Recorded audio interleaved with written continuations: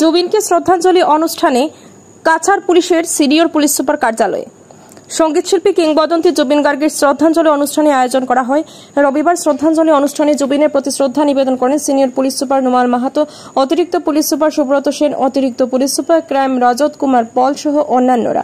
Senior police super Nomal Mahato বলেন, সঙ্গীত শিল্পী কিংবদন্তি জুবিন গার্গের মৃত্যু অত্যন্ত বেদনাদায়ক। জুবিন গার্গকে কোনোদিন ভোলা যাবে না। জুবিন অসম সহ বরাক উপত্যকার জনসাধারণের মনের মধ্যে থাকবেন। বিস্তারিত দেখুন শিলচর সংবাদের পর্দায়।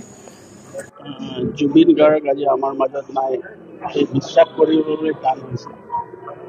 সময় যেন কণ্টেক সময়ৰ কাৰণে স্থগিত হৈ গৈছে। আজি আমি খুব সন্তপ্ত, যিমান তেওঁৰ পৰিয়ালবৰ্গ আছে সকলোলৈকে আমি সমবেদনা জ্ঞাপন কৰিছোঁ। আৰু কাছাৰ আৰক্ষীৰ যিমান পুলিচ বিষয়া কৰ্মী সকলো আছে, আমি গোট খাই আমি ইয়াত তেওঁক অনুষ্ঠিতভাৱে শ্ৰদ্ধাঞ্জলি জ্ঞাপন কৰিছোঁ। আমাৰ সাংবাদিক বন্ধুসকলেও আহি আমাক সৈতে সহযোগ কৰিছে আৰু আমি আশা কৰিম যে জুবিন গাৰ্গ এজন শতিকাৰ পুৰুষৰ ব্যক্তি। তেওঁ এজন মহান শিল্পী, মহান গায়ক। তেওঁ কেতিয়ালৈকে চন্দ্ৰ সূৰ্য থাকিব, অসমীয়া ৰাইজৰ হৃদয়ত জীয়াই থাকে।